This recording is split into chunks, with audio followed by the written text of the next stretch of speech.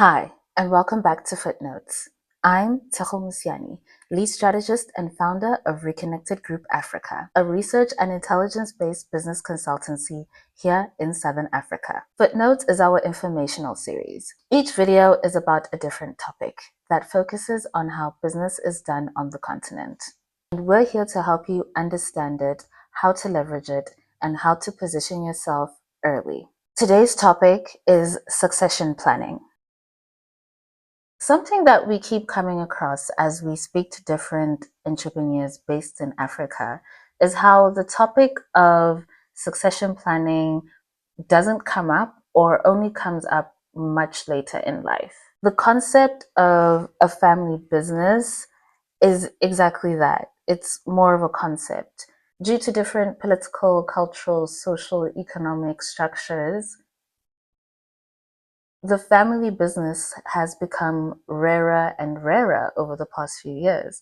And as a result, most entrepreneurs starting businesses in Africa, or even investors starting investment firms in Africa, are first generation entrepreneurs. This is very interesting because a lot of times succession planning is presumed to be done. Investors presume that you have a will set up already. Your employees and board members assume that if something was to happen to you, there is someone that can automatically take over. Like, really, we're all running on hope, assumption, and vibes instead of structured succession planning. And when you look around, there's very little information about this. The information used to come from banks and other financial institutions, but due to changes in the financial industry, all those services are starting to break down and break apart. That asset management, succession planning advice that entrepreneurs desperately need on the ground is becoming harder to find. And given that we are a business consultancy that likes to solve problems before they become a problem, we decided to look into how other parts of the world have dealt with this problem. And basically the solution is family offices. Family offices are still not popular or common in Africa. Like I said, many people still go through either private family lawyers or banks for their asset structuring. And maybe it's because in the Western system, the minimum amount for what a family office can be is quite high. If these systems are adapted in Africa, then more people would be able to at least go to family offices for advice, especially entrepreneurs building businesses and assets that they hope to be held generationally. So we did some research and we reached out to Amana Family Office in Switzerland. We spoke to the co-founders of Amana Family Office, Timm Reutter and Kerstin Engler. Kerstin is an award-winning wealth manager and spent almost 20 years at UBS, 5 years of which she served as the head of ultra-high net worth clients in sub-Saharan Africa. While Timm also spent many years at UBS as an ultra high net worth relationship manager in different regions of the world, primarily Southeast Europe and Sub-Saharan Africa. What inspired me to want like a family office, to talk to a family office, is we are dealing a lot with the issue of succession planning in the cases of traditional kingdoms and community, with so much of the Southern African population aging out. And because so many people, especially since 2020, are, and retiring and things like that, it's just becoming more noticeable, these gaps in these systems, especially when things like, pension payouts, blah, blah, blah, things that people were depending to be the thing that will sustain their family ends up being not so much. Or when it comes out, the bank takes a big chunk and all these things. So that's like what inspired me to reach out to family offices and people who understand asset management as a generational exercise. Because I think the banks here, you can correct me if I'm wrong, but I think the banks here focus a lot on one-to-one, direct-to-consumer, policies and deals without a lot of education on how to build and amass portfolios. So does that match your experience, or am I hallucinating slightly? Also the banks, they offer a long-term view on wealth and wealth protection, wealth preservation, especially here in Switzerland. So we are based in Zurich. There it's one of those industries which exist for more than 100 years here in this country. Why family offices are different? Family offices were born initially by single families, so one family creating a setup which would take care of multi-generational wealth. And slowly this industry has changed, and now, like our company, we are taking not care only of one family, but of more than one family. So families come because they're thinking very long ahead what happens with the next generation and the generations beyond, because the assets they have or they create is more than they can spend in their lifetime. And a family office is more than asset management. It's much more than asset management, because the moment it's more funds than you can spend in your lifetime, other topics become very important. Like, what is the money for? How it is governed in the family. What if the principal is no more there? And then the family grows in numbers. So how is this organized? How are decisions taken? And so on. I believe that it's, you cannot say a family office is replacing a bank. We are not a bank. We still need banks to execute financial transactions. But it's like giving the whole topic of wealth a frame. No, I would agree. And to build on that, banks are focusing on a particular framework of services, and obviously that can differ between one bank and another. And historically, in the past years, banks have rather focused more, narrowed down the scope of their activities, which is it's not probably not bad strategic judgment. It'll probably stick to your knitting, because in the past also banks did offer trust services and fiduciary services and insurance services and so on. And and it's debatable whether that's sensible. So banks have focused more. And if the wealth of a person, if it's relatively distinct and manageable in size and not too complex in terms of structuring, then all your services perhaps are being met by a bank, or perhaps by two banks. And what Kerstin alluded to is how the first family offices were created, whether it was the Rockefellers or the Carnegies, that the wealth reached a size and a complexity that it required capabilities in-house to manage that complexity. And once you reach a certain level, and there is no, I would say, hard and fast rule where that threshold lies. It depends on the needs of the family, and it depends on how they like to manage that wealth and transfer that into a legacy, where the need for family office starts. But I think this is the distinction, really, is that if a family reaches a size in terms of wealth and legacy ambitions, that the complexities can no longer be met by a single vendor, such as a bank, then typically a family office comes into play. That makes sense. Maybe it's because I don't like South African banks. Maybe I'm projecting a little bit. But I completely understand. I think the Switzerland angle is also very interesting for me, because I think there's a cultural difference. Like, even as I'm listening to you here, all those things that are required, a lot of people specifically, maybe they'll go to a bank or maybe even like a law firm. But I don't think, like, almost like you explained, it's like almost like counseling, almost, where there's like a family board meeting and everyone is either explicit about their opinions, their struggles, where their assets are stretched too far and stretched too thin. And I think maybe there's like an opportunity gap there. I think when we talk about succession planning, because we talk sometimes with some of the Khosis in the Northwest, the traditional kings, about succession planning.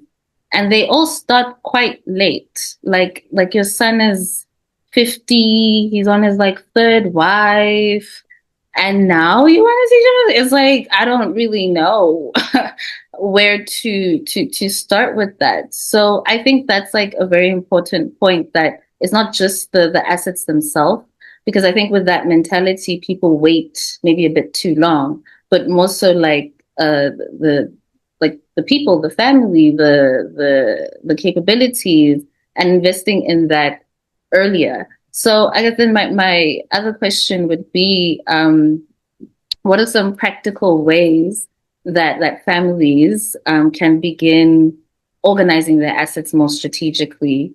I would say, it's not really a matter of size. And also when you describe the situation, don't think that it's very advanced in elsewhere. It's a very natural process, because it's not a uniquely South African issue. No. I mean, usually, I think it's a very human trait across the globe that people deal with a challenge when it arises, not well in advance. There may be notable exceptions, but I think this is not too different. Whether you talk Southern Africa, Northern Africa, Europe, Asia, or America, I think that's just very human. Yeah, I believe the only difference is that in Europe you can find families, or in the United States, where you're already in generation 5, 6, 7, like in a royal family, where you have like generations where it was passed on and passed on. And now, like in South Africa, African countries, also Asian countries, it's the money or wealth is newly created. And then, as you start your business, you accumulate wealth, you accumulate investments which go beyond your company. So what we usually find is a patchwork of situations, like products or investments which were made. And you come to a point where you say, does this altogether make sense?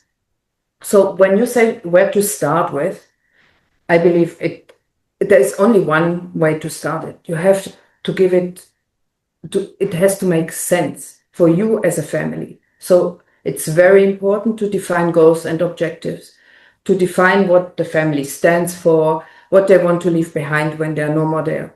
This is because money and investments, they are the tool to realize your vision. But without a vision, it will not go well.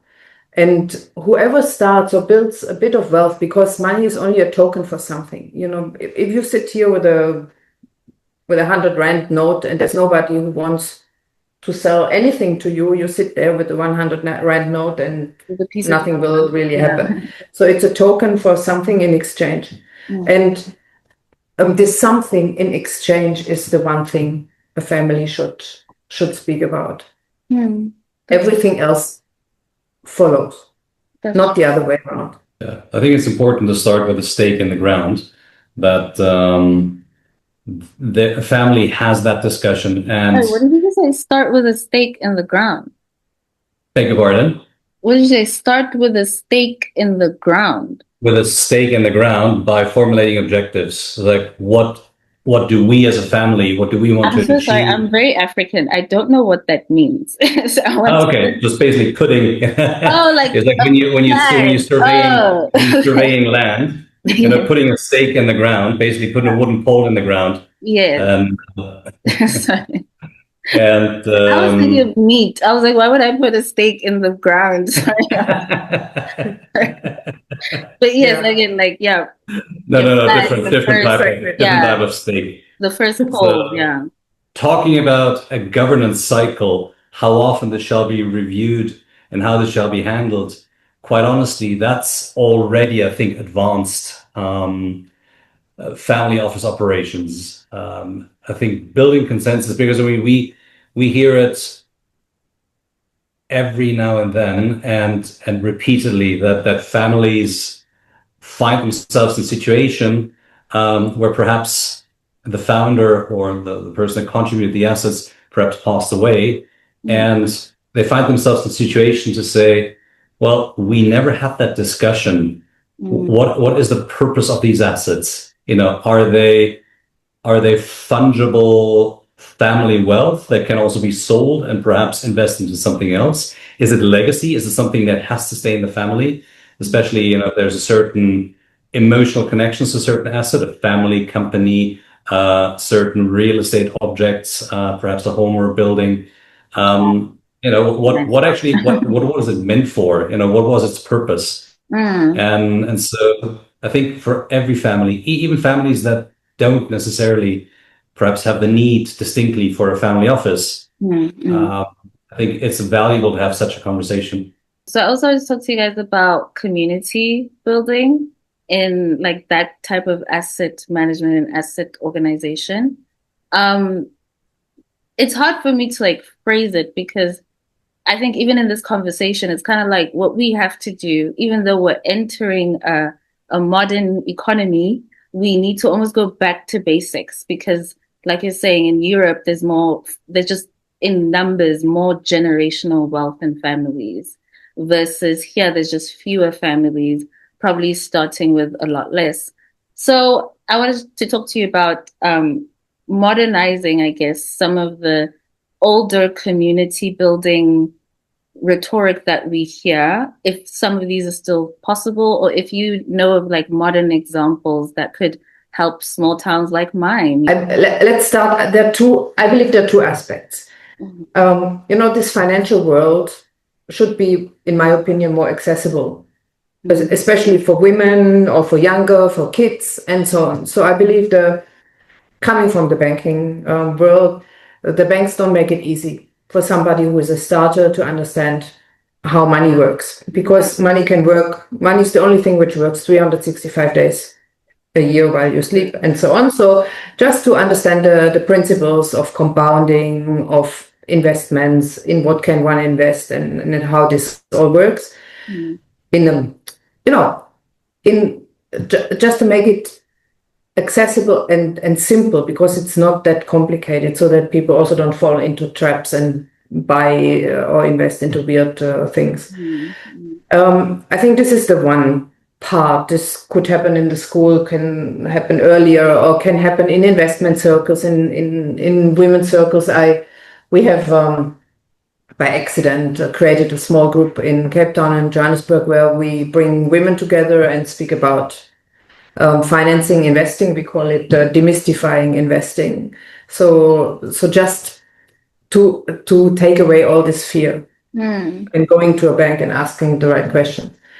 So this is the one part, and I believe somebody in the community who works in this field could take the lead and could share the knowledge with somebody else, with all the others who are interested in. Then I believe, like the philanthropy part, and we also work a lot on this topic. Philanthropy has been long an area where there was a good cause, people were collecting funding, they were building like a university, educational centers, conservation projects, and so on and so on. And after a while, they got into they were very focused on the cause, and then after a while, they get very focused on fundraising, because the cause has to be sustained for longer, and so they neglect the cause. And there are modern ways, or more modern ways, like you described the university. There can be a donor, somebody who is a wealthy person who could pre-finance or bridge a gap and finance a project, and then get paid back by the project over time, recycle his initial donation, and then use the money again for the next project. So I believe in modern philanthropy, financial instruments can be used to make also community projects sustainable for longer. Timm, what do you think? So Great point. I think, I'm not an expert on particularly on how to fund community-led projects, but to close the circle to family offices and how they can potentially play a role. So as Kerstin alluded to already, philanthropy has moved more from essentially from giving to impact investing. So that's essentially to invest potentially with accepting or whilst accepting a low return, but accepting other returns such as employment, such as reduced infant mortality, whatever the aim of a particular project may be. And for that, family offices and the families behind them are well suited because they often, not all, but often they have certain values attached to their investments, and they tend to be more patient and long-term oriented investors. And so they I think would be well suited to spearhead a certain initiative.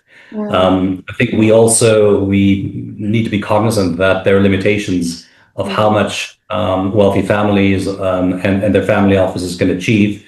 I mean, for instance, in many projects, they're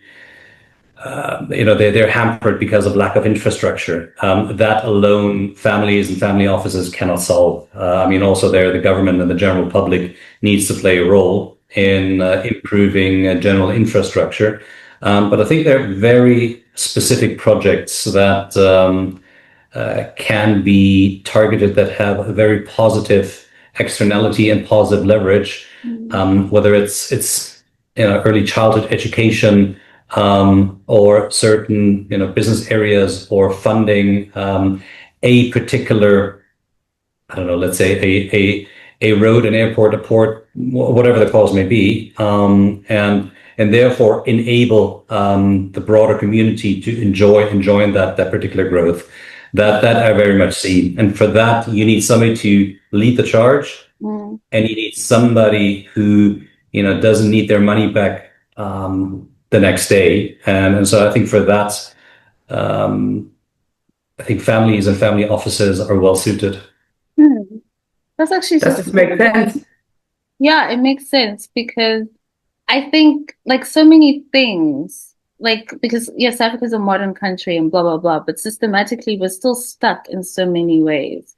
And I think we're still in that like old school philanthropy, like you're saying, rich families, royal families, and even people's expectations are still tied around that. But like you're saying, that's not sustainable for the family individually. And if let's say that, because that's actually technically what happened in Mafikeng, there was a lot of royal families picking up the slack, picking up the gap, especially after 1994. But even they have limitations and almost had to pivot into more, I guess, cash businesses or things like that, more extractive businesses, because they just couldn't maintain those impact structures and selling off those assets. So I think that's a great point. Like almost like each town must learn like fundraising culture, investment culture. I don't know if it's like a mayor or special office that needs to be created in each municipality where there's a consistent effort. And I think the Western Cape municipalities are very, very good at that. But maybe in rural areas, they haven't caught on to that. And maybe they could be family offices that they work with, or like you're saying, individuals like, because lots of people from rural areas work in various industries around the world. I'm sure if somebody had the support of the local community, they could spearhead a very successful fundraising campaign, like you're fundraising for investors, instead of a philanthropic campaign like you're begging for leftovers. With Philanthropy 2.0 now, I mean, there are a lot of experts in your country, actually. We are working with some who can just educate what is possible. Because, for example, we are in a conversation with a hospital in Cape Town, and they want to put up a solar roof because there are always problems with the electricity. And then they were asking me whether I could find a donor or some money. And then I said, but guys, this is a profitable project. This, you can sell the energy, you can use the energy, and you can sell the overflow of the energy. So the solar roof will finance itself. It just needs somebody who finances the first 3 years, and then it will be a business. And I believe just to be a bit creative, to really think about and And just throwing money into a black hole, you cannot sustain these kind of projects. And you create expectations, and you imagine you build a school, you have teachers, everything fine for 10 years. And after 10 years, you run out of funds. And then you have all these kids. You know, these are the things which should not happen, in my opinion. And it can be, you know, modern finance or also private capital can support. But somebody also, the philanthropists, the new ones, the new generation of philanthropists, they don't just give. You know, they think more strategic. They say, okay, what happens in 10 years, in 20 years? How can we make this a very long-term project so that it will last for generations, like the private wealth does? Yeah, I agree with you. I think it's also things I've been thinking about is there's also like an issue of who's representing these communities. How are they framing the opportunity? And because we can't all go, we can't all fit into a boardroom. So I think education would be so important, even for the community, to know that if somebody comes and, makes you promises, you'll also be able to tell that, this is not making sense, or this is not how it works anymore. And here are the strategic takeaways for investors, executives, and entrepreneurs in Africa facing a similar dilemma, willing to better structure their business and assets for generational wealth. Takeaway number 1. There is still ample opportunity in the financial advisory world to create solutions tailored to the African market. As they said, family offices in Europe is still usually reserved for the ultra-high wealthy, but the services needed that they offer, usually provided to lower income groups through the banks, are no longer available. Strategically speaking, we call that an opportunity. If you are in the financial advisory, asset management, investment world, and you want to, let's just say, do more than apply the textbook when it comes to Africa, this is a great time to come up with region-specific solutions, especially as economies, incomes, and class levels continue to fragment. Number 2, you need to treat your family like you would a board. In the process of succession planning, you must also become very honest with where your family before you has maybe fallen short. And I think for a lot of African entrepreneurs and investors in Africa, you are first generation because there's a lot of things that your family didn't do. So don't be afraid to be the one to start implementing annual or biannual meetings for your family, extended family or nuclear family, to discuss how to manage your assets better. You'll probably get some pushback in the beginning, but eventually, once people see that this is a good habit to build within your family, they will join you. And through those meetings, there will be more consensus, better planning, and better coordination in order for all of your businesses and careers to be better structured for generational success. Number 3 is that what Africa might need is maybe less individual pushes for funding and more communal pushes for funding. Maybe we'll do another episode on impact investing and new age philanthropy 2.0 in Africa. But I do understand what they were trying to say, in that you could see a lot of success in a generation of people from a town who understand building businesses together for a generational view, more than the success of a individual family building generationally. And I think given all the changes in regulations around investment and foreign ownership, there is so much opportunity across the continent for people who want to take on that baton. So look around your hometown, speak to stakeholders in your hometown. Are there things that you could all come together to seek investment and funding on that could then as a domino effect create a greater success for your individual businesses and the overall economy of your hometown. And last but not least, we're going to add a little extra one, which is to remember that you are not just building this business for yourself. In this day and age, entrepreneurship is spoken about with a similar language as side hustles, as a way to supplement income or to maneuver around failing infrastructure. And it is important for investors and entrepreneurs and executives in Africa to not lose the grounded truth reality that entrepreneurship is a mechanism for social, economic, and generational change. You're not going to see immediate results in succession planning, but if you plant those seeds now, they are going to bloom exactly when you need them to.